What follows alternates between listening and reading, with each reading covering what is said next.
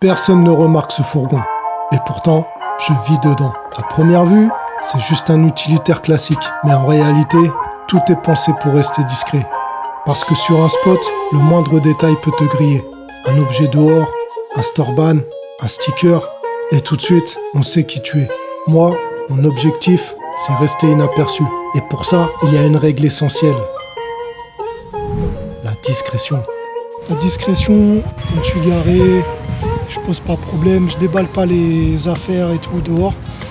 Mais surtout, l'avantage d'un fourgon minimaliste, c'est de partir d'un fourgon classique. Et si tu gardes cet aspect utilitaire, t'es discret en gros.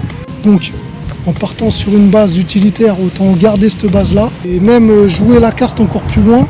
Moi, ce que j'ai fait, c'est que j'ai mis carrément des stickers, genre je suis une entreprise. Il y a certaines villes où malheureusement les camping-caristes ils sont un peu vus comme des pestiférés.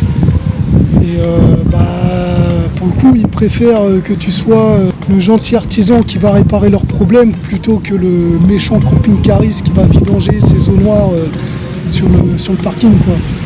C'est comme ça et moi je préfère être discret. Bon, bien sûr j'ai pas fait d'ouverture de fenêtres, j'ai pas fait d'aération. De toute façon il n'y a pas besoin, il n'y a pas de gaz, il n'y a rien, c'est simple. Si tu veux faire des fenêtres, fais les fenêtres qu'il y a de base sur les utilitaires, c'est-à-dire à l'arrière en général. Ouais, sur Renault Master ils y étaient déjà, je les ai juste teintés. Ce que tu peux faire par contre, moi avec le recul, ou si je devais recommencer, je mettrais un lanterneau.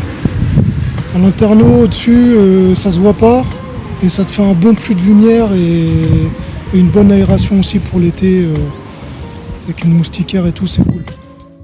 La discrétion, c'est une manière de vivre. Moins tu montres, plus tu es libre. Mais être discret, ça ne suffit pas. Il faut aussi du confort. Et ça, c'est pour la prochaine vidéo.